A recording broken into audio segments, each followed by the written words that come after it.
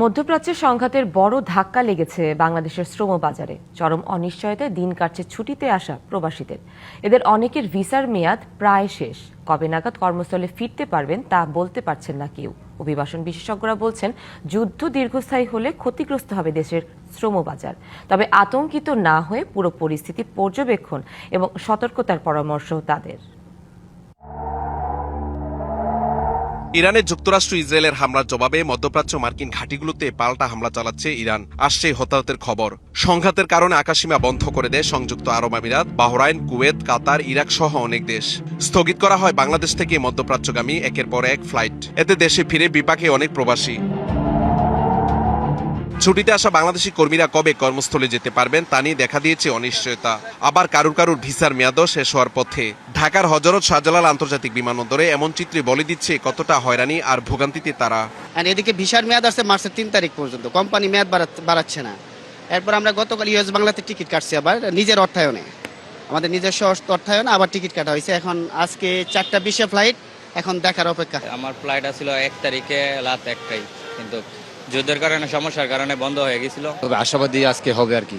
জনশক্তি রপ্তানিকারক প্রতিষ্ঠানগুলোর সংগঠন বাইরা নেতারা বলছেন, যুদ্ধ দীর্ঘমেয়াদী হলে ক্ষতিগ্রস্ত হবে বাংলাদেশের অভিবাসন খাত। আমাদের এই যুদ্ধ অবস্থা যদি দীর্ঘদিন থাকে তাহলে কিন্তু শ্রমবাজারে একটা দারুণ প্রভাব হবে এবং এটা বিরূপ প্রতিক্রিয়া তৈরি হবে।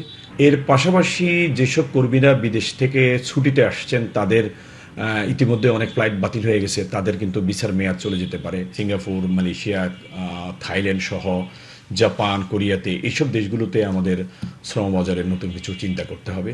নায়াসিনামাইড ও স্যালিসাইলিক সমৃদ্ধ লিলি ফেস ওয়াশ যা ফেসের ডেড স্কিন সেল দূর করে দেয় দ্বিগুণ ফাস্টার ব্রাইটেনিং। এই অবস্থায় পুরোপুরি পরিস্থিতি পর্যবেক্ষণ করে এগোনোর পরামর্শ অভিবাসন বিশেষজ্ঞদের। এই প্রবাসীরা বাইরে রয়েছেন তাদেরকেও কিন্তু যথাযথ বার্তা দেওয়া। পররাষ্ট্র মন্ত্রণালয়, আমাদের প্রবাসী কল্যাণ মন্ত্রণালয়, আমাদের দূতাবাস, এই মুহূর্তে আমি মনে করি যে আমাদের আসলে উচিত সতর্ক নজর রাখা, যে কর্মীরা যেতে পারছে না তাদেরকে আসলে যথাযথ বার্তা দেওয়া, যাদের ভিসা মেয়াদ শেষ হয়ে গেলে সেই কারণে আমাদের সৌদি আরবের সাথে যোগাযোগ করা।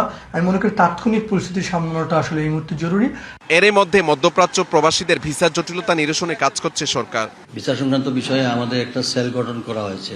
তথ্য ইনফরমেশন পাওয়ার পরপর যাদের ভিসার মেয়াদ শেষ হয়ে যাচ্ছে বা 1 দিন বা 2 দিন ছিল আছে, পরবর্তীতে তাদের এই ব্যবস্থা নেওয়ার জন্য আমাদের পক্ষ থেকে সব ধরনের সংশ্লিষ্ট এমবাসির সঙ্গে যোগাযোগ করে প্রয়োজনীয় ব্যবস্থা নেওয়া হয়। আশা করি এটা আমরা ওভারকাম করতে পারব। পরিস্থিতি মোকাবিলায় দূতাবাস সহ সংশ্লিষ্ট বিভাগগুলোকে আরো তৎপর হওয়ার আহ্বান প্রবাসী বাংলাদেশিদের। বাংলাদেশ সবচেয়ে বেশি জনশক্তি রপ্তানি করে থাকে মধ্যপ্রাচ্যের দেশগুলোতে। ইরান আর ইসরায়েলের যুদ্ধে অনেকেই তাদের নিজ গন্তব্যে যেতে পারছে না। এমন চরম অনিশ্চয়তার মধ্য দিয়ে প্রবাসীরা বিমানবন্দরে অবস্থান করছে। তাদের দাবি, দ্রুততম সময়ের মধ্যে যেন নিরাপদে নিজ গন্তব্যে যেতে পারে। Mahmudul Hasan Nazim, DBC news, Dhaka.